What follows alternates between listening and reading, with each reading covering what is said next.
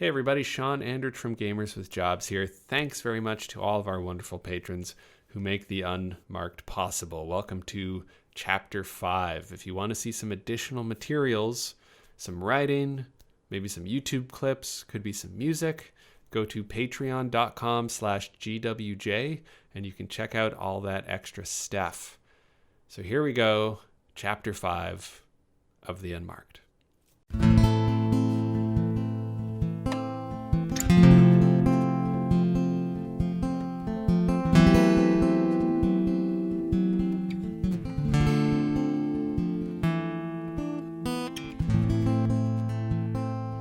It is Tuesday morning, and for the first time in what feels like a long time, you all awake in your bed with full knowledge of what happened the day before. What happened the day before is not pleasant, it's not fun, and if you had a choice, maybe that would be one of the things that you would want not to remember. But it's there for many of you in stark contrast. The vision of a car careening out of control with two people maniacally gripping the wheel in some sort of unfocused hysteria. Everything that you learned, all of the consequences, sort of hit you like a brick as you come into consciousness. You're all back at your house, and for the rest of Coffeyville, it is just a normal, hot August Tuesday morning.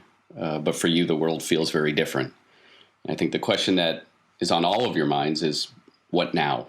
Do I just go back to work? Do I pretend life is normal? Do I quit? So I'd like to kind of go around and get a sense of where everyone's heads are and what you think you're going to do on that Tuesday. What is your new normal? Well, Chuck is going to... There was a long time ago, a friend of his mentioned this philosopher guy named Alan Watts, and Chuck kind of watched some YouTube videos and didn't really get it and kind of ignored it and moved on. But something reminded him of it after he'd had his conversations with his uncle at the campground. So Chuck started to look up in YouTube videos from Alan Watts, how to meditate, how to clear your mind, Zen.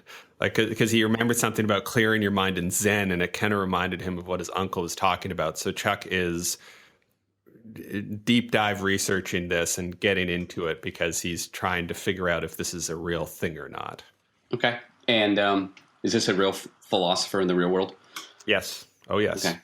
Alan, how do you spell Alan? Because there's 8 different ways. Alan Watts, okay. Watts. Okay. So you are maniacally looking for calm. Yeah, which, I mean, I can tell you it doesn't work quite that way. But yeah, that's all he's got.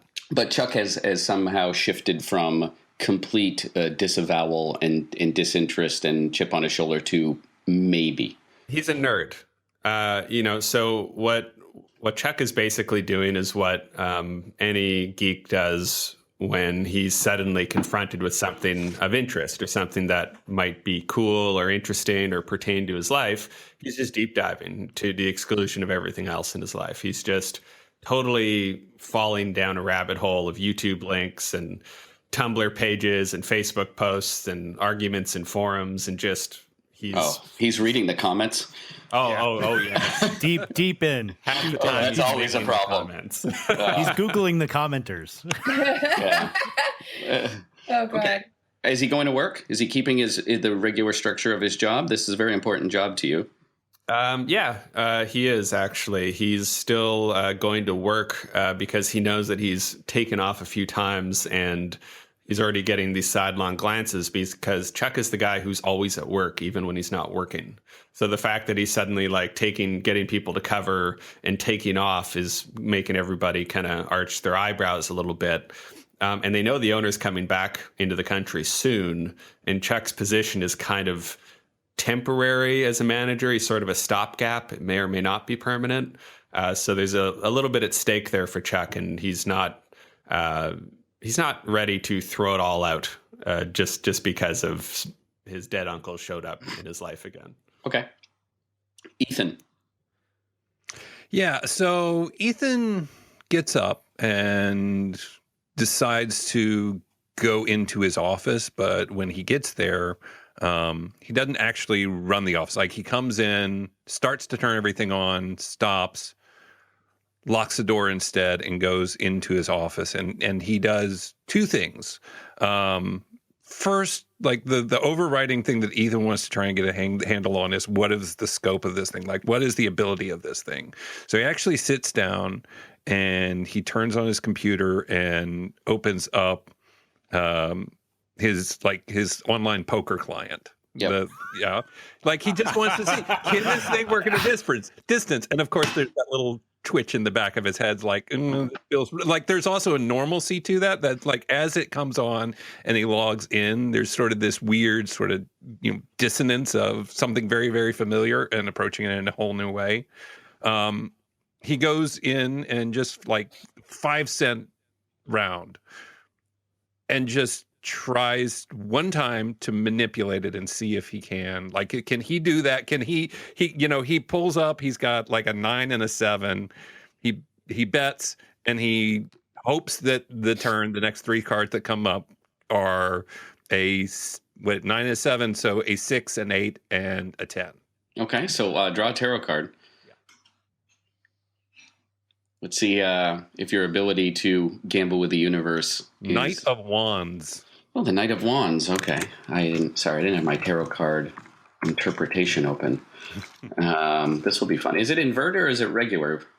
I forget how to tell that. You just decide. You tell me. Just decide. Oh, it's regular. It looks like a regular dude. We'll call it regular. Okay. We're going to call it regular. It's always going to come up regular in our version. I gotcha. And decide. This one's regular. Okay. When the Knight of Wands appears, it's a great time for travel if you can manage to get away. You should be feeling charged up, full of energy, and ready to get things done. Your self-confidence is likely to be increasing, and this should help you towards your goals. Knights are often message bearers, and in the wand suit, the messages are likely to be positive and related to work or career. Your projects are likely to have been more successful than you would have expected or predicted. You have a lot of reasons to feel pride, which is exactly what you feel when the 6, 8, and 10 pop up, and exactly fill in your straight in a way that no one could have predicted. You feel momentarily tired, but you can sense now when things are about to go wrong at this small level, right? You're playing for a nickel. The stakes were low. Everything was low, so the universe wasn't fighting you, right? The energy needed to get it to change its mind and do something was relatively low. And so you can feel now like, oh, this is where you would step off the path and you manage to stay back on. So other than maybe like a little bit of feeling winded, like walking a flight of stairs, you got everything you need. All right. So he feels good about it, but he immediately folds the hand and closes the client. And then he pulls out a legal pad from his desk, puts it on the table, pulls out a pen, and writes at the top of the page, "The rules." Okay, so let's cut over to our friend Jacob. Yeah, I'm really wrestling. I wake up and I feel the presence of this emptiness, this darkness in my hand, and it's really hard not to pay attention to. And I find myself picking at it as I'm getting dressed and trying to shower and trying to figure out, okay, I've got a bunch of, tax work I've got to do today. I have a trust I said I was going to set up for somebody for their investing for their kids. I'm going to go through the motions. I'm going to get it done. And I'm just picking at my finger the whole time. I get to the office. I sort of start going through the process of doing the work that I need to do. And all I can think of in my head is all of these people that I'm doing all this work for and helping them game the system. It doesn't matter. Like, they're like the small evils of their lives just have nothing to do with this big evil that's, I'm carrying around inside me, and I'm supposed to, feel the world's pain and bring it all inside me, like that shitty episode of Star Trek or something. And I just decide that I don't care about the people that I'm supposed to be helping.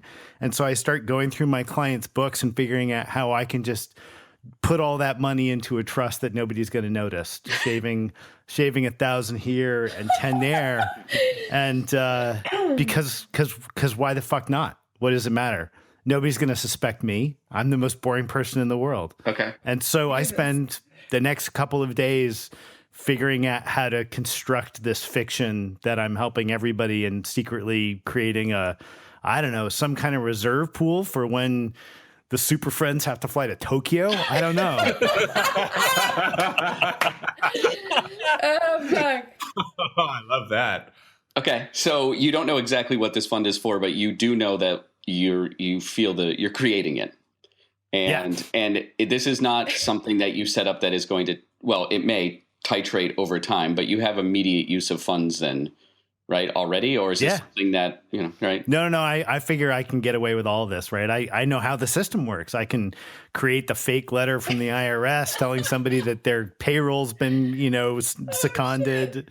There's on the time. Just don't care, because I'm sitting here doing the math. It's like I only get to do this a couple dozen more times before I'm losing major parts of me. Like I only have so many pinkies and bones in my nose I don't care about. Right. Okay. So that's your week, which I love for a lot of reasons. Chet Collingsworth, voice of the, what are you the voice of? I don't remember. Coffeyville. The voice of the Red Ravens or something. I think it was. Yeah. Yeah. I haven't spoken. At all? I sent an email to work telling them that I couldn't come in due to laryngitis. I've drawn all the blinds in my home. I haven't answered the phone. There are 6 different voicemails on my phone that I haven't answered. I've sent, short, terse text messages without punctuation because I don't really get this whole SMS thing. Monster. Telling people that I can't. I'll get back to them soon. I'm not feeling well. The entire ride back from the casino, I just stayed quiet and have continued to be that way. How much time has passed? We started on Tuesday morning. We're basically kind of outlining. This was, starting now. It was yesterday, but you can kind of say what happened throughout the week if you want. So with each successive day, I'm calling out, saying I'm not feeling well, getting more and more calls from people. A couple of coworkers have come back, come and knocked on the door and tried to get me to answer the door. I haven't. Now, don't you live with someone? Don't you live with a woman? I do. Yeah. I've asked her to go visit her mom for a few days, and I wrote that on a notepad or on my phone. Christine, right? And she just went. I told her I was pretty contagious. And she doesn't. And also, you could probably convince her. Oh, good. Well, point. That was. But I didn't speak. Okay. Are you talking when you're alone? Are you trying out your voice? This is your instrument. This is your tool. This is what you've based your career on. So we have a dog, a short dog that Christine brought home. Dog's name? The dog's name is Patches. Okay. And Wednesday morning. So I had set up a lunch with my ex-wife for Wednesday during the day, and Wednesday morning I haven't spoken for 24, 30 hours or so. Wednesday morning, the dog is trying to wake me up and trying to pull me out of bed because the dog's hungry or wants to go out or something like that. And I haven't been sleeping very well. I'd finally gotten a few hours of rest. And I spoke to the dog and said, would you just go away? Now, here's the thing. Don't be chomping my flavor, friend. So, here's the thing. You have a radio announcer voice and you have a regular voice. Your voice is an instrument. You recognize when you need to shift gears and modulate, when you need to project. So you get a sense that this new ability to shape things with your voice can be turned on and off. The question is, in that moment, Was it on or off? That might be Well, when you realize it. Yeah, so so then I realized it because the dog continues to bother me, and I Right. realized I turned it on. Right. Because at this point, I do not know. I do not know how to control this ability, which is why I've been so quiet. Right, which I think is absolutely understandable given the events. But what it's in that moment where you shout and nothing happens that you realize that you have to kind of put your will into it. Right, it's not saying the words; it's meaning the words. There's like a shading and a nuance that you don't quite feel like you understand yet, but you can't control, but you get that it's something that the default state is off. Unless you get passionate or worked up or something goes wrong, and then it's going to kind of escape out of you. But it's a new what's the word I'm looking for? It's a new modulation to your voice. Like you have normal voice, you have announcer voice, and then you have ringmaster voice. Or that's what you suspect. Okay. I've So decided the dog that keeps Cory's bothering story- me. Go ahead. I've decided Cory's story is the origin story for the Bene Gesserit out of Dune. So that's So the dog, looks down, is a little bit ashamed, but comes back and keeps bugging me. So I get up and I give the dog its breakfast and I let it go out the door and start getting as cleaned up as I possibly can because I haven't showered in a couple days or so to figure out how I'm going to go meet with my ex-wife. Okay, so we'll leave it right there. So our last character, speaking of dogs, is Regina and her dog Killer, formerly Trixie. Yeah.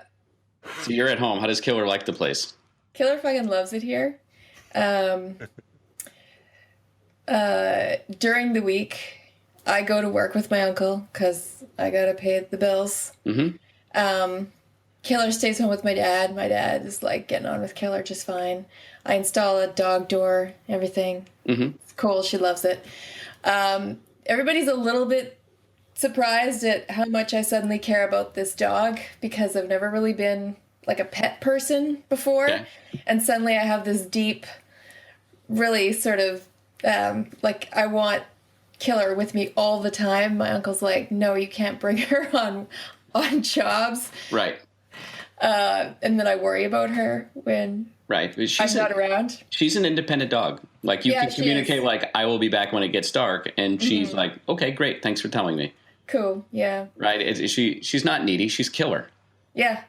Yeah. Okay. There's some interesting moments at work where somebody's cat is basically telling us to get the fuck out of her house the entire time we're working. I have a really hard time ignoring that. But I Right. don't want to talk to the cat because my uncle's right there and I don't need anybody inquiring about my mental health right now. That'd be not super great. And I go to band rehearsal. Okay. And I'm a little bit mother henning over Connor, which he doesn't get either, but he seems totally fine. So Yeah, he seems fine. Yeah, there's no recollection. Do you bring up the circus on Thursday night and being there? No, Okay. because I'm really getting the impression that if we have this work to do, I kind of don't need people thinking I'm more of a weirdo than I already do, So I'm trying to stay a little bit chill about the whole thing, even though I'm internally freaking the fuck out. Okay. Cool. One other thing you notice when you're working on houses and you're down in the basement, right? You're working on electrical panels and things like that is you have a little bit of a spidey sense of when there are animals around. Like you can sense an ant colony behind a wall, right? It's just like whispering. Insects too? Oh shit. Well, but they don't really want to talk to you as much. Like Sure. you're down there by yourself and you reach out and you say something and they're kind of like, you're not in our hive. Right? Like you're not in our colony, you're an outsider. So why should we listen to you? Mm-hmm. But it's got like a really strange dialect. I think the animals that humans interact with more often are easier to access at this point. And you certainly can't control any of them. You can just have discussions with them. Right. But things that are more small or away from mammals or further removed from our perception of the world, you find like you can just get echoes of meaning rather than actual conversation. Right. Okay. Okay. Chet, it's Wednesday. You're at lunch with your wife, your ex-wife. You had texted her. She's not happy to see me. She is not. No. What is it now, Chet? I needed to talk to you about how things are going and how, just see how you're doing. I'm fine. It's Patrick you should be worried about. Well, He's 14 how is years he? old. You don't see him enough. Oh, okay. I'd love to see him more. You say that, but you don't make time. This is our new world, right? This is life now. And whatever's going on, you have to make time for your son. Oh, okay. Well, what's he doing today? Well, maybe we can go to a ball game or something.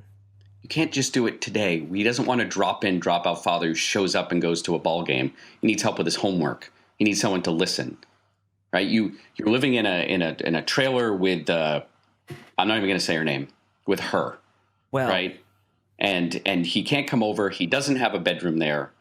I don't know what's going on, but you need to figure out who you are and what's going on, because this isn't going to work. So as my ex-wife, whose name I can't remember, Janine. outside of the game, Janine, as Janine is talking about this, I start thinking back to things that the ringmaster was saying to me. I know I should be paying attention. I know I should be more present, but this is weighing pretty heavily on my mind. Just outside of the game for a second, I'd like to ask: Do I know everything that the ringmaster could do? No. I mean, I just know about the voice. Your voice has the ability to affect people's brains, either their behavior or their memory. You're unclear as to what the limits are, how far back you can go. Like, could you make someone forget where they lived when they were a kid? Or is it just present memories? Can you affect a whole room full of people? Can you make them do different things? I know that I can. I don't even think I know that I can affect memories. I think I wonder if I at this point I'm wondering if I just can have people. Sure. No, I think it kind of came through. Chuck had a conversation, and maybe he shared that with you. But we'll call that, like, you don't know that. Maybe it's an inkling, but it's not fully formed yet. I mean, she's kind of just laying into me, and which is really tough to hear, because I mean I think I've done some pretty amazing things in my time. I mean, yeah, Chet, are you even listening to me? Where are you? You're not here. No. I'm sorry. I'm totally listening to you. No, you're he not needs listening. help with his homework. It totally makes sense. I said that 3 minutes ago. Chet, look, you and I are done, and that's fine, and we're moving on. I really think you ought to take me back. How do you say that? Normal Chet voice? I think I pull a card. Oh, man. Okay, pull a card. Oh, man. This is creepy. Chet the We're slow gonna have burner. unmarked civil war here in a minute. Queen of Swords, and I'm going to say it's inverted because I don't know what that means. I don't either. That's why I'm going to go there and look. So you kind of try on this. In a moment of frustration, Oh, God. I would say that I slip into it. Wow. I love when tarot cards work out. The Queen of Swords reversed can very often point to a woman in your life. You will want to stay on her good side if you can. She may, sometimes without realizing it, without meaning to, block important things from being accomplished. And in general, the reverse Queen of Swords can indicate stumbling blocks that are most often created by other people besides you, but occasionally refers to those which you are creating. Do you behave in ways that people find abrasive? Are you shooting yourself in the foot without realizing it? Wow. Wow. That's awesome. So there's the Queen of Swords. So your ex-wife is here's what happens. I say, I really think we should get back together, and I just stare at her intently. And she and you pull the queen. You pull the queen, and she goes, "Okay." Oh, that's not. Oh, wait, hang on. That's not how I interpreted the way you read the card. Well, she's a stumbling block, but you pull the card, and I said, "Did you put on the voice?" Okay, because I interpreted the card as like she's the most important woman in my life, and I failed. No, well, she was a stumbling block, but you just basically removed it. Okay. Did you? So she says, say what she says. She's Okay. Okay. I think so. I don't know. Yeah, I guess. Is that what you want? Oh. Here it is, your whole life back in front of you. I need to go. Are we getting back together, though? Should I call? I'm going to call you later. And I get up, push up from the table, and immediately walk away. Okay. So you're going to leave her in this state. You don't want to undo anything or say anything? I'm panicking. Okay, you just panic and leave.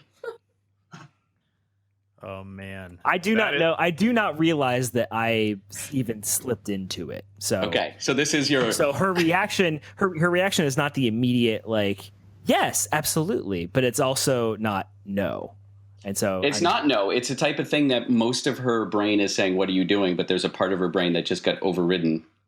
That is right, that like is I planted a seed. You planted a seed, right? It was a small seed, and it wasn't done with a lot of will or even intentionality. So there is some conflict in her. It's cool. I'm sure she won't keep thinking about that. I'm gonna walk away.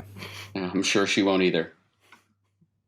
All right, Ethan, the rules. What are they? Do you have any rules? 3 rules. Rule 1, can't use the power for personal gain unless it's mission critical. Okay. Rule 2, save people if I can. Okay. Like at the big level, like save lives. If somebody's life is on the line, I have to try and fix it.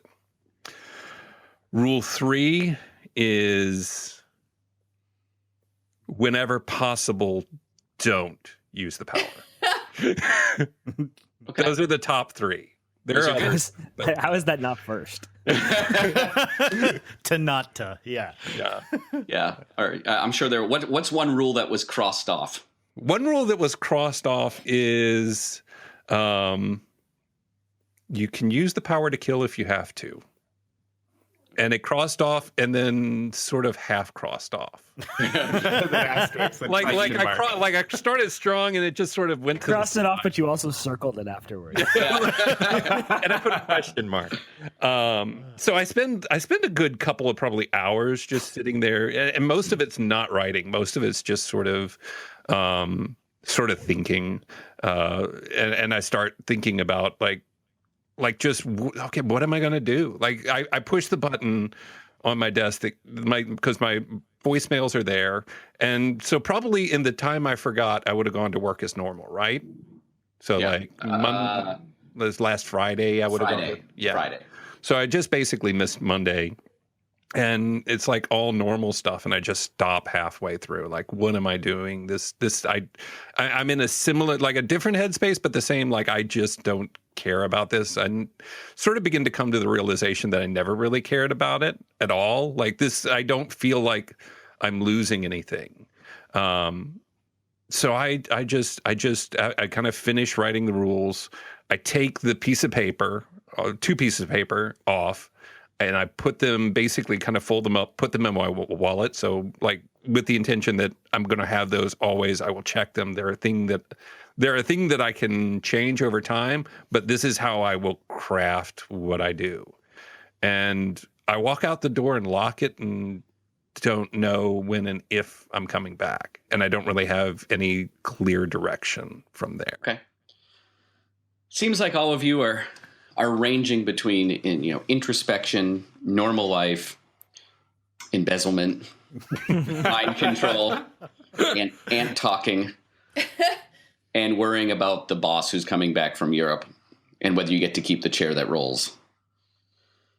Chuck, how much do you care about this new job compared to what you used to? This was a big deal, right? The acting manager. This was it. This was the mountain to climb when Chuck graduated high school. This was the whole thing. As much as he could care, and it was more like a caring of, well, this is just what you do. You just climb the ladder and you get better, and then you become the big cheese. Right. That's just what you do, right? Because everybody else comes and goes, but you're the one who's going to be committed to doing this thing. But no, he's staring off into space a lot. He's not talking to the regulars like he normally would. There's a small, one of those little plastic basketball hoops and a little foam basketball in his office that the last manager had left there. And Chuck's been spending a lot of time, like some of his staff walk by and he's just staring at the wall. And then all of a sudden he throws the basketball at the hoop and misses. Like it never works. It never works, but it's just like he's taking these deep breaths and then he's throwing, deep breath, throwing, and it's not working. After work, Chuck actually goes and buys a dartboard and brings it home. Okay. And he doesn't put it up like at eye level. He puts it like at waist level on the wall, and he's sitting with his legs crossed, which is really uncomfortable. And he's trying to close his eyes, and he's like, I'm watch my breath, like what, like his brain is just like, what am I, like, is this stupid? What am I doing? But he's just sort of keeps diving back in and then picking up a dart and throwing it at the dartboard. He's trying to get a bullseye, and he's doing it for hours. At the board? Yeah. He's getting better at hitting the board, but he feels like I feel like it's just because I'm throwing darts at a board and I'm getting better at it, not because something magical is happening. And he kind of feels like it's bullshit. And so he's really, really applying all of his thoughts to making sure he doesn't have any. Yeah, okay. Exactly. And okay. I'm going to say that he exchanged phone numbers with his uncle. And he does text his uncle to call him. Okay. So his uncle calls Thursday. We're going to move into Thursday here. Hey, Chuck, how you doing? Not well, fine. I'm getting a little bit better at darts, but it's not really. I don't think you're on the. I don't think you're on the mark on this one. I don't think this one's a bullseye. I think maybe you got the wrong guy. Jeez. Oh, it's not up to me, Chuck. Right? I thought for 4 years that I was the wrong guy. And I just kept walking and sleeping under the stars and forgetting the world. And when it happened to me for the first time, it was more by accident than by design.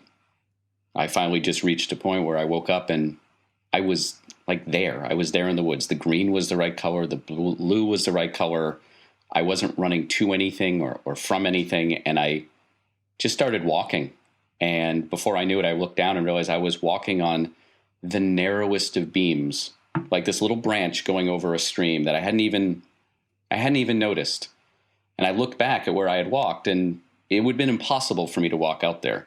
What are you even talking about? Like, how do you, like, have you heard of Alan Watt? I've been reading about Zen, and they keep saying like strive hard, but don't try. Like, it doesn't even make sense. Like, Chuck, you can't do the two things. You're all clenched up. You know what? I need to I can't tell you. I don't know how to do this stuff. I just spent the past few years hiding.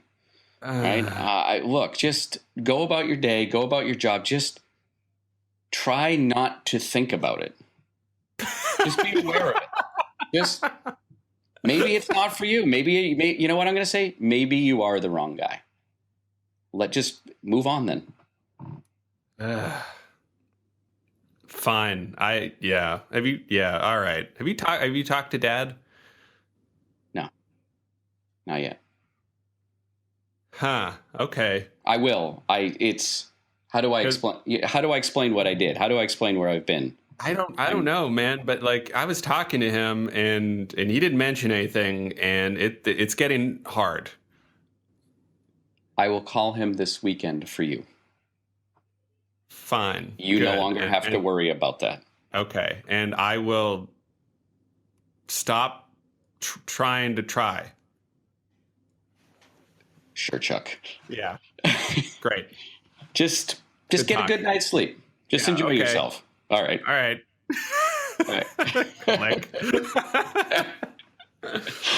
The funny thing is, if you were GMing this and I were reverse, you'd actually have meaningful things to say.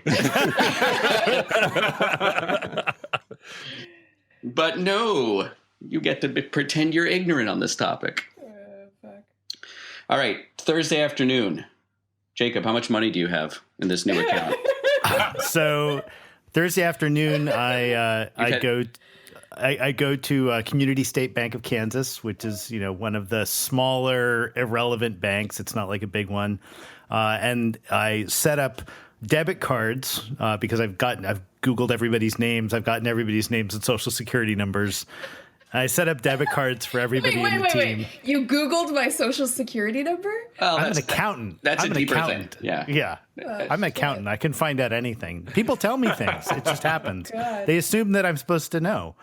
So I set up debit cards for everybody that will pull out of that community bank trust and then go out to all of my client accounts and pull $10 here and $20 there. So it's not that I have sort of a single pool of money. I just sort of have a way of using other people's money until I get caught. Okay. So you've created like a watershed of money that will create tributaries that may become a stream or maybe not. Okay. Exactly. And I'm walking around now with debit cards with everybody's names on them. Yeah, you kind of just like made us all accomplices in your Yep. money. 100%. Good. 100%. Would it But occur to you that you need a lawyer? Or that no, because I just figured this is totally different now, and I've been trying to normalize everything by doing all of this work with numbers and money, and that's just how I'm processing how things aren't normal, and sort of walking around town, visiting with clients, trying to pretend everything's normal. I keep feeling that there's somebody. Like, it's not that somebody's watching me, but I'll be walking down the street and all of a sudden I'll feel like there's just something over there that I'm supposed to be looking at, but then there's nobody there. There's not a person. I notice it more oddly in the bank than anywhere else. When I'm doing that, there's this sense that there's a cat in the corner that's about to jump at me. Which bank is it? I want to write down the name of that again. Is this a real bank or did you just make it up? No, it's a real bank. That's why we play in Coffeyville, yeah. right? All right. So what's the name of it? Community State Bank. Okay. If you can at some point shoot me an address for that would be great. Sure. Okay. The week is winding down. Chet, you wake up Thursday morning and there are fresh flowers on outside of your trailer. Oh, shit. Man. No explanation. Gift. Yeah. I wonder where those came from. Your current girlfriend's not home, but she's coming home later today. What are you doing with the flowers? So I bring them inside and am trying to figure out what I'm going to do just in general. To be very honest with you, I bring the flowers in and I put them on the table and I kind of forget about them because what I'm trying to figure out is how to pack up things and leave. Okay. And where I can possibly go. Do you reach out to any other people who you were with Monday or? Yeah, I probably, okay. I text everyone and I kind of just add them all to one big group like SMS thing because I don't know how pretty it works. advanced texting there. they'll look up instructions. Okay. Guys, I don't know what to do. I need help. Is there some place where we can meet? ? Send. And I start packing bags. So what my hope is that I'm going to leave the trailer before Christine comes back. Okay. But I have forgotten about the flowers. Like I brought them in, I set them down, I've moved on. Okay. So you all get this text. It's Thursday afternoon. We're all basically about caught up in the same place. You've talked to your uncle. Regina, you've been working. You've already had Wednesday was the cat saying get out of my house day. Ethan, you've made your list. You did not go back to work Wednesday or Thursday, I'm guessing. How did you spend your time until you got this text? Wednesday, I got super drunk. Okay. But Thursday, I decided that was a really bad. Thursday morning in particular was a rough morning. Do you want to make your hangover go away? No. It is? Okay. No, I think of it almost as penance. Like I earned this hangover. I'm going to walk through it. But to make your hangover go away. You're a stronger person than I am. I actually am glad I got this text because all Thursday I've been thinking about like calling somebody or emailing somebody or talking. Like it's time. It's been a couple of days. it's time that we all kind of get around our head around this and decide, like, okay, is like I don't know what I want out of it, except I want to know, am I tied to these people or am I not tied to these people? And do we all care? Is how's everybody else feeling? So I'm actually thinking about calling Regina and figuring out, like, just what's next. Does she own any spandex suits? That kind of thing.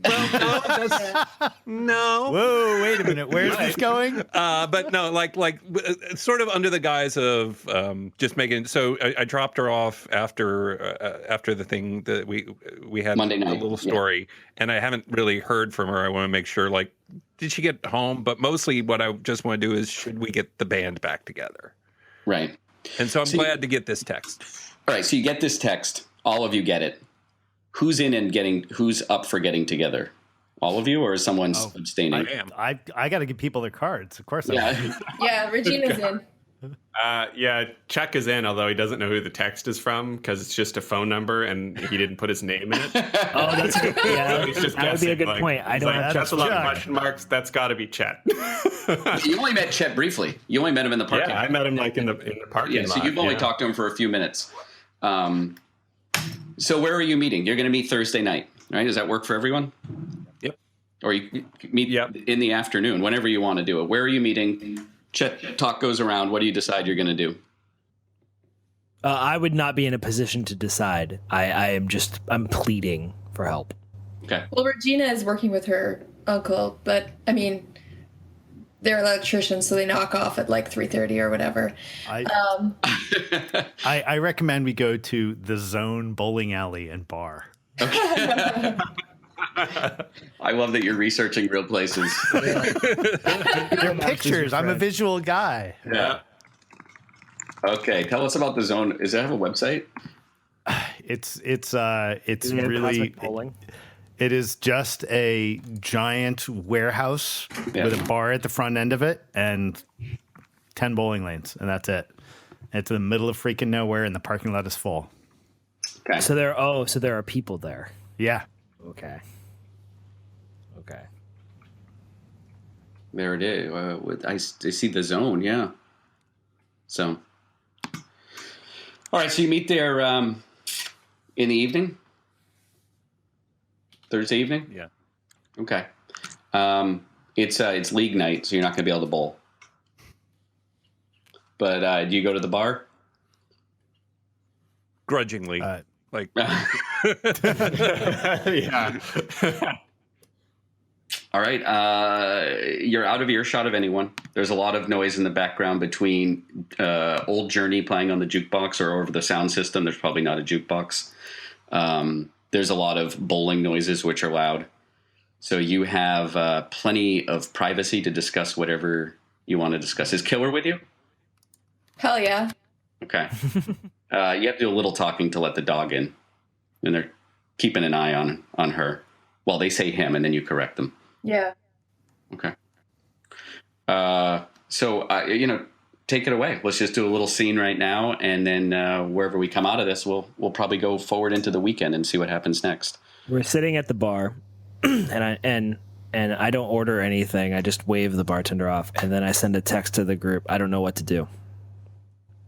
Yeah, the groups. We're all sitting at the bar and you text They're all us. at the bar, so you Yeah. can. And I text. I Okay, don't so know you- what. Teenager. No, you all get the text on your phone, and We all pull it out at the same time. Yeah. And then we all look at Chet and All right. like, Chet, we got one. All right. I don't think this works on us, but try to convince me to order a drink because I swear to God, if you win, you have to stop me from drinking. I start texting. No. Chet, Chet, nobody else here is going to be like. We all know what's going down. I want you. Like, we got to. This is the thing. We got to figure out how we work with each other. You can't like if we have another car thing going around, you can't be like texting. Oh, guys, stop the car. Like, tell me And hey, to order a Chet, drink. Remember you yelled freeze at whenever that was Monday night? None of us felt that. Remember I kept running? I think you're okay with us. I think so. I don't think I can. What do you mean you don't think you can? You can't talk? I've done some bad things, guys. Yeah, we know we were there. Wait. I don't know. I don't know what it is we should do next. And I'm just trying to keep my voice very low. Yeah, well, that is a good question. Chuck, man, how are you? Like, I haven't seen you since whenever. Are you good? Are you good?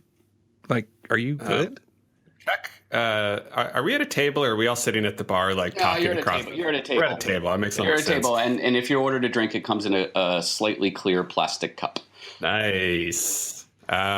So Chuck is wearing a hoodie that anybody who plays video games knows that it's inspired by Assassin's Creed because he has the hood up and it's got like a little point in the front. Oh, dear. He's just feeling that sort of like Assassin's Creed vibe with his supposed abilities. And he sat as far away from Regina as possible, and he keeps side-eyeing Killer. Because he doesn't trust dogs. He doesn't like them. Well, I mean, I told you guys I went camping, and I talked to somebody, but that somebody was my dead uncle, who's we thought was been dead for 10 years. And turns out he's not dead. Turns out he's part of the same circus that Robert Johnson III was part of, but he ran away. And he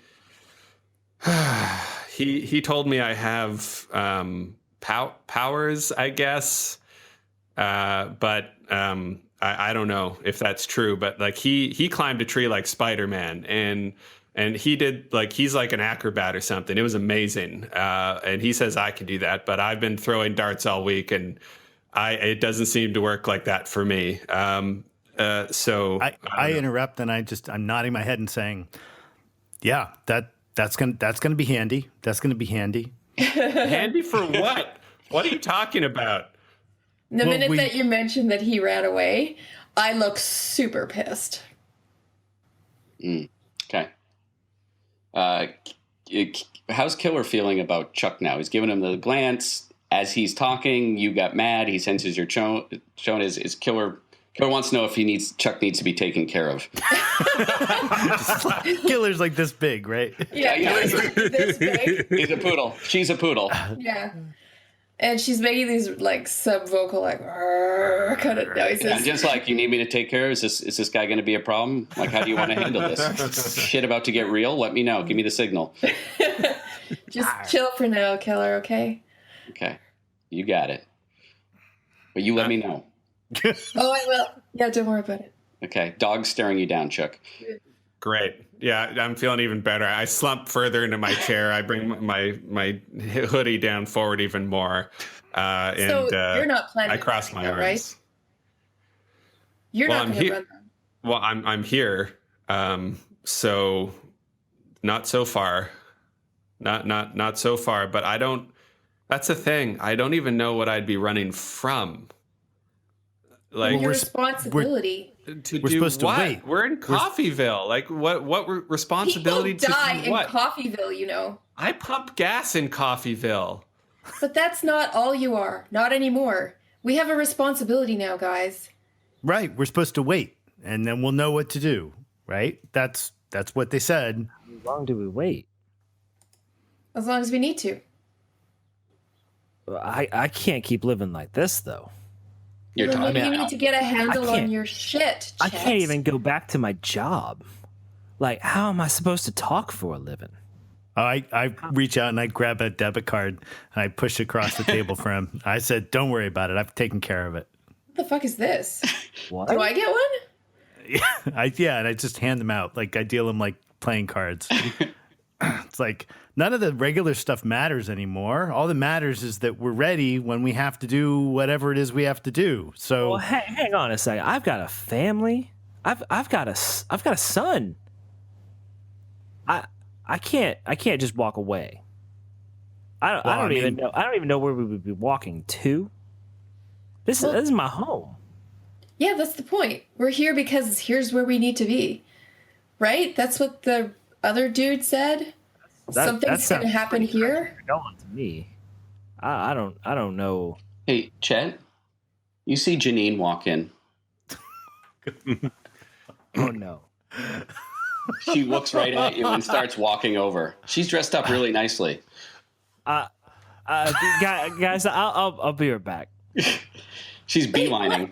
I get up and I start walking over to her. I lean over to Jacob. I'm like, so is this like what's my PIN number? How much money? Like, can I like Chet's like all in on like this part, or Chuck's like this part? This part is good. This is good. I like this.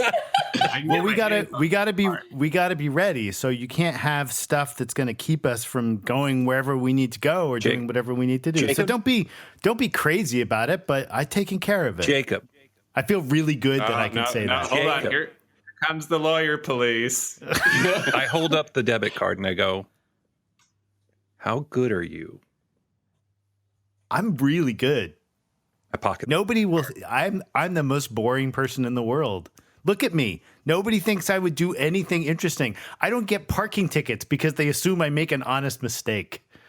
I pocket the debit card and just say, "Let me know if you need anything filled out."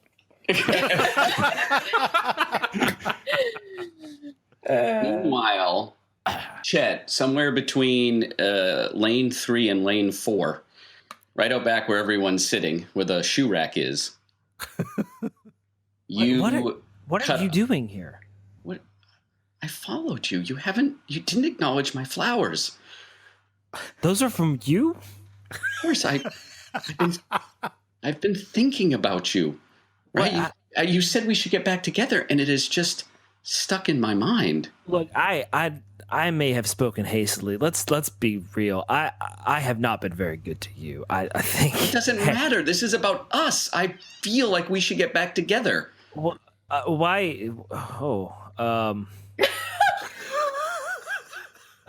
Listen, I really appreciate that, honey, and I'm very excited about that idea. But I don't think we should talk about this right now. Just come home.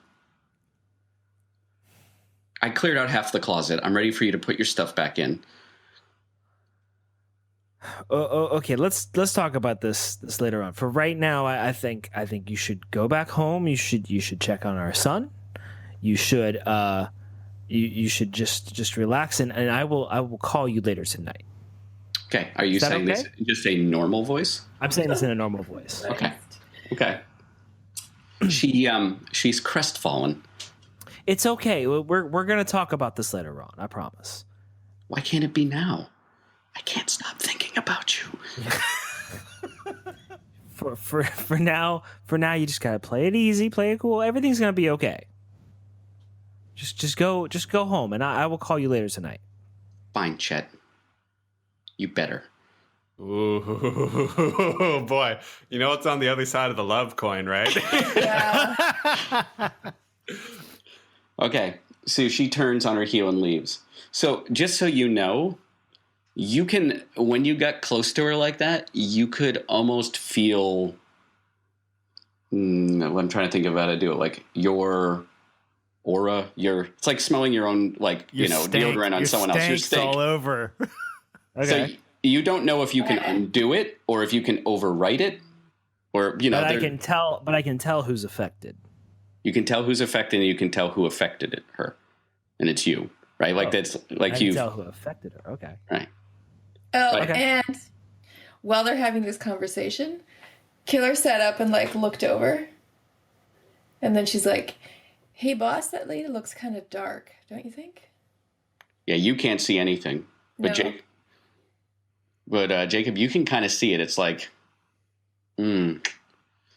it's like she's slightly like misregistered printing. You know, when you see printing and something has a little bit of a halo to it, like the ink's just a little bit off. It kind of that's flutters. curious, because have I seen that before with any of the other stuff people have done around us? This week, when you keep thinking there's something, you almost see that, and you blink and it's gone, and your finger kind of twitches for a second. Right. Okay, cool. Okay.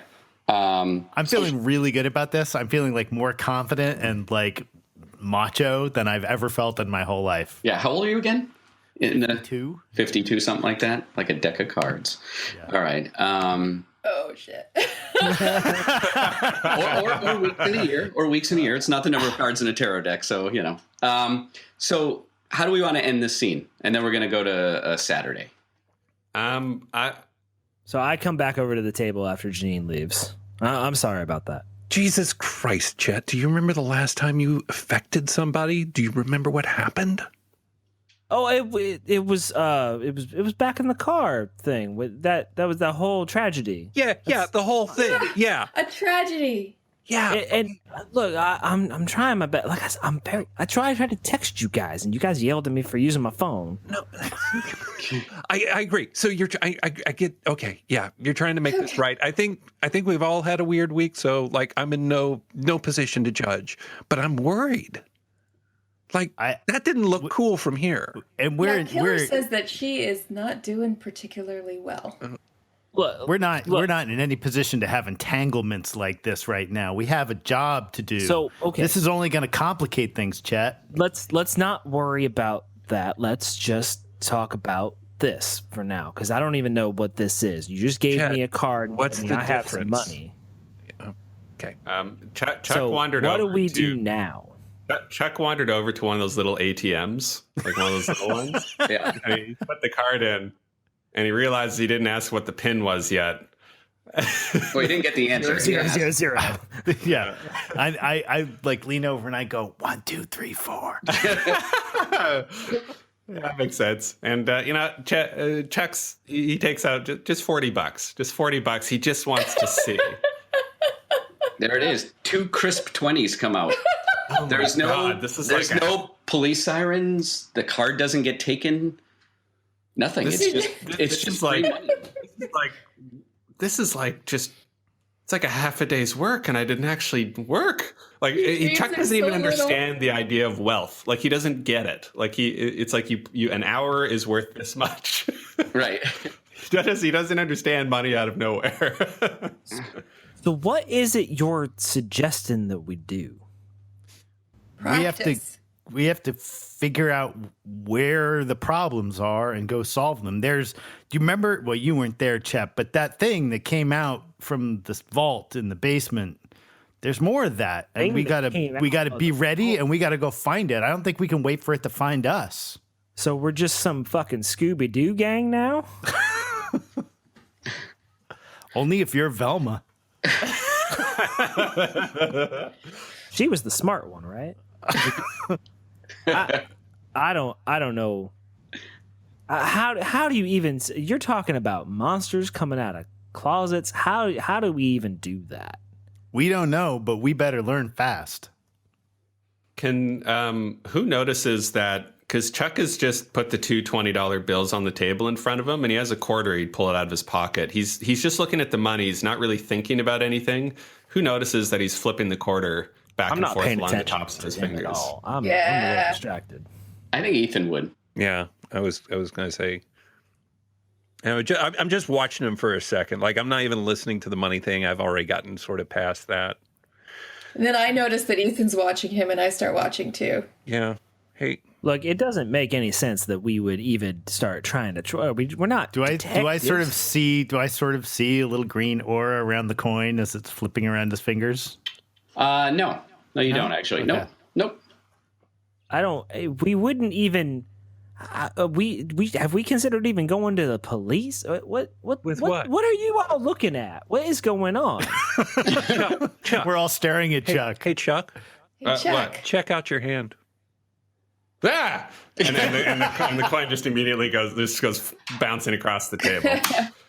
What in the hell was that? You were doing that for like a solid minute. Guys, seriously, we need to practice. I really can't. I do not like this. I'm not supposed to practice. I don't even know what practicing would mean. Well, Chet especially. I mean, if your shit doesn't work on us, try it on us. See if you can That's what I'm switch saying. it back and forth or whatever. Something's happening on the other side of the bowling alley.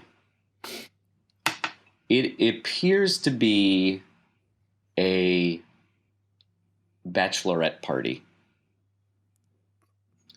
You had noticed it, but sort of dismissed it. They have the usual trappings of a bachelorette party. The bride is maybe a sash. What are the usual trappings of a bachelorette party at a tiara, like devil's horns, maybe yeah. a penis necklace or something like that. Yeah, something classy. Coffeyville. So. It is Coffeyville. Yeah.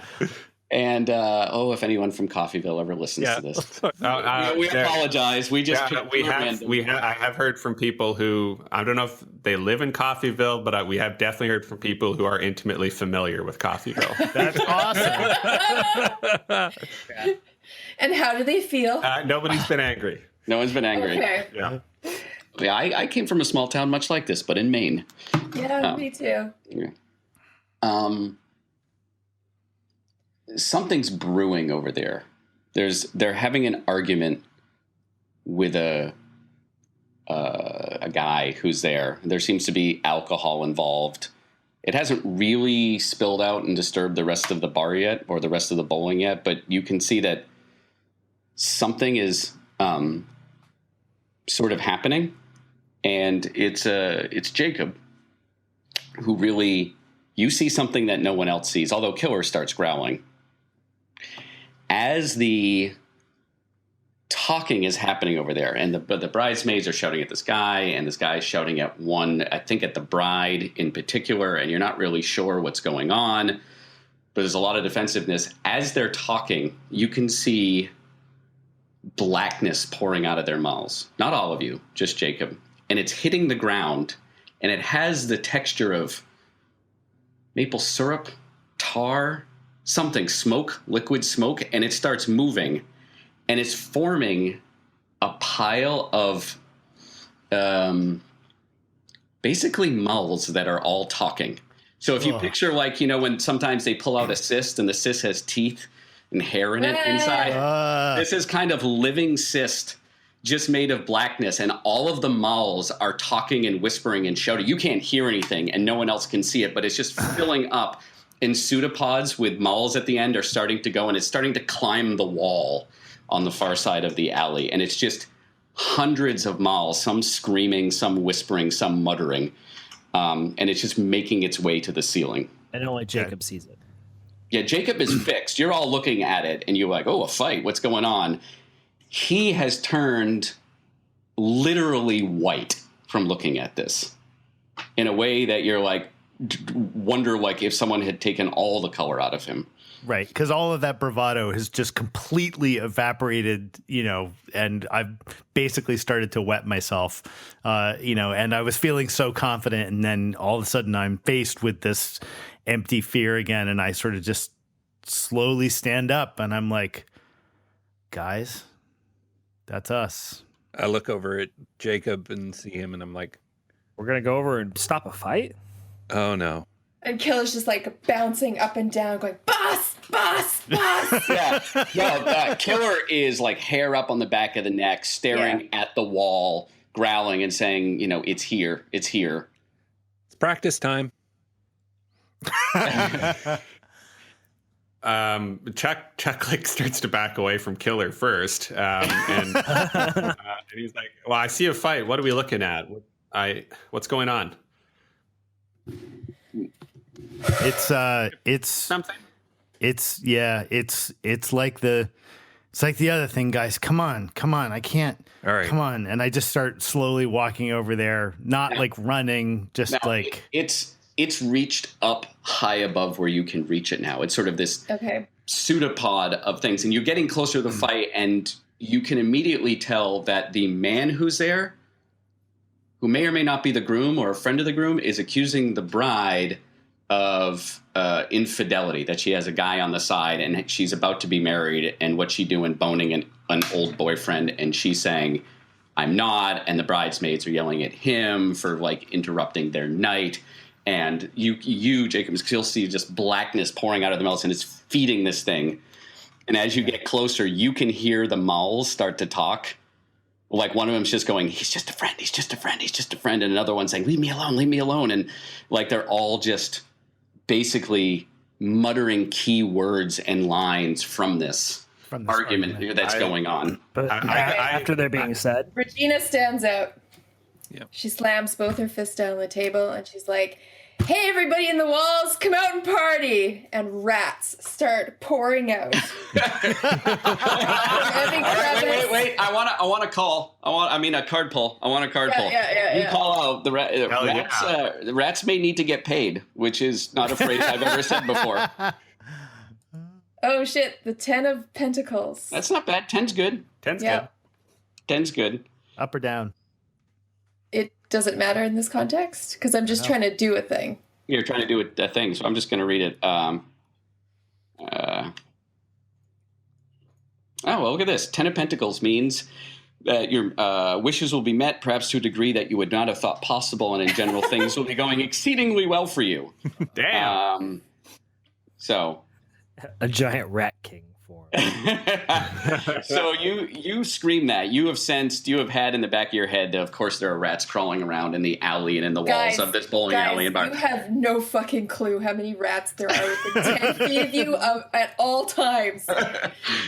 And you say, "Come out and play," and they ask you, like, is this community like, what's in it for us? What do you offer them?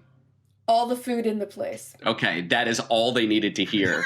And immediately, from behind the bowling pins and from like the ball return things and out from back from the kitchen through the drains, dozens of rats ranging from both sides to the side, like giant rats come pouring into the place. Like killer sized?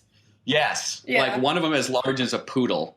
They are mangy. They are missing fur. They have their little snake-like tails, and they just start. What did you do? They just start going through the place. To say pandemonium erupts is absolutely an understatement, and fear erupts through the place. And Jacob, you can see this pile, this living cyst, get bigger as it starts feeding off the electricity. In fear that's in the room. Is it still coming out of this guy's mouth, or is he? No, every time running? they have just turned to screaming, so that kind of cuts the tendrils, and now this thing is this amorphous sense of just pseudopods and mauls and screams and teeth. Shocked. Chuck does actually a really impressive vault onto the bar. Okay. Because he's just in the moment, terrified, not thinking. Really pretty nice vault onto the bar. Okay, so you go up on the bar. Let's go around. Chet, what are you doing? There are rats everywhere. People are screaming. Jacob is staring at the wall / ceiling in ashen horror. But I can't. What? No, you just see rats and fighting. You have no idea. I mean, I turned to Regina. I'm like, "What did you do?" I'm trying to get everybody out of here. Oh, they are. They are. Quickly. I am just standing horrified. So, I'm not shouting. Okay, Chuck, you're on the bar. Do you know how you get there, or you just all of a sudden you're on the bar? I'm on the bar. I'm like, what? Like it's just surprising. Like it's like, but like it's the sort of like not thinking and just doing. Like it's something that's not. He hasn't. He'll figure that out later. Check you out. Should we kill the rats? No! The rats are just eating the bags of Fritos and the hot dogs out of the rotating. And this thing's too high for me to touch, right? They have somehow gotten into the soda machine, right? Like, and it's just sloshing all at the top. And this thing is still too high for me to get to. It is now on the drop. It's now on the drop ceiling, a good like 20 feet. It's got that acoustic tile to try to minimize the echo, kind of pointlessly. Got it. And it's just crawling around, and it's the place is almost emptied out. There are people kind of being not quite trampled underfoot. There weren't that many people, but it's certainly, you have a lot of drunk people who are just running over each other. And you said it's like a drop ceiling, like the tiles and the metal. Yeah, they're like the metal slats, and you would expect this thing to be, from its size, to be so heavy that it pulls it out, but it appears to have minimal, if any, weight. I got it. I turned to Jacob and asked, "You're seeing something? I don't see it. Where is it?" It's on the ceiling, which would be really helpful if the ceiling was down here. Yeah, I think I can take I think I can do something about that. So there's still lots of rats coming in. There's probably a lot of rats up in the ceiling. Seems probable that part of the ceiling would just collapse under the weight of a sudden bunch of rats. Okay. So do a card pull. All right. That's a pretty moderate request considering there are rats pouring in and living in the ceiling. It's very reasonable. Oh, no. It's the zone in Coffeyville, Kansas. I got death. Oh, yes. Oh, okay, wow. Okay, death is not always a bad thing in the tarot, No, but please tell me if it's reversed or regular. It's a chaotic situation, so I think it's got to be reversed. Okay. Let's see what that is. That one's not so good. I don't know. No. When death appears in reverse, it often indicates that the changes that are likely to be coming are less intense than the changes indicated by the upright. It is a chance for destruction followed by renewal. When one door closes, another is opening. All right, so we're going to talk about doors closing and doors opening. Okay. So you kind of lose control of this a little bit, right? And you take a header onto the table. Forehead smacks the table. Okay. And right when your forehead smacks the table, whether by design or coincidence, that's when the drop ceiling, right where this thing is, starts to sort of tumble and fall. On me. You are underneath it, right? It's just acoustic tile and it's just metal, so that is not going to make a difference. And this thing is trying to hold on. It's stretching like some sort of goo, but it's getting lower and lower. What surprises you the most when you look up at it is you see two clowns up there on the strut, sort of looking down like, what the hell just happened? Huh. Like circus clowns. Like full circus clowns are up there in the ceiling. And as you're looking at them and only you see this, they basically make themselves almost two-dimensional and slip through like a crack in the wall and then appear at a crack in the floor near you. There's literally nothing about this that I like. Am I the only one who sees the clowns, or these? No, all of a sudden, all of you swear that two clowns just came up through the floor like a piece of fax paper and then made themselves full-sized again. And I yell at them and I say, "This one's mine." And they start laughing. They're like, it's all yours, man. This thing, we don't have the bones left for it. No, I'm just pissed that they're on my turf. So I just push. This is one clown town. It's a one clown town. So I just jump into this pile of mouths and just pull it all. Okay, so you step into it and you absorb this creature which is basically a living embodiment of lies and oaths broken. And as you absorb it, you hear everything that was said in this argument, but more importantly, you hear the truth that was said behind everything. And in fact, the bride was continuing to have sex with her ex-boyfriend right before her wedding. Like, she was lying about it, and this was a groomsman. But he was interested in breaking up the marriage because he kind of had the hots for her anyway, and he thought his friend was a dick, and they had grown apart. And you get to see not only what was said, but what was meant, but what was really the intentions, even if the speakers had no idea that's what they meant there. And you pull this all into yourself, and it's huge, and it's ugly, and it's nasty. And it finds a place where? My whole lower jawbone. Oh, God. Oh, okay. For the first time, you shocked me. Right? Everybody's making fun of me as the creepiness. So, yeah, your mandible, your jaw just falls off, like, because it's the spoken word has caused this. Yes. No. Yes. What that is a pocket of negative lies and all the meanings behind it. And you know immediately two things. You can now lie and will always be believed. And you will understand when someone's lying to you. Nice. And people, man, people. And with that, your jawbone flops to the floor. And the clowns look at you and they're like, well done, rookie. I just point to them and I say, leave. No, you don't. No, your jaw just heard the same. They're like, all right, calm down. We're here to help. We know you're new at this. I think we need to talk about a few things. But if you want us to go and you want to do it on your own, we're cool with that as well. Go ahead. Say what you got to say. Say what you got to say. It's like, you know the Bill Cosby skit about being at the dentist? At the dentist, yeah. They're like, okay, well, you're probably going to have to come with us. We want to show you something. And with that, we'll end chapter 5. Yay.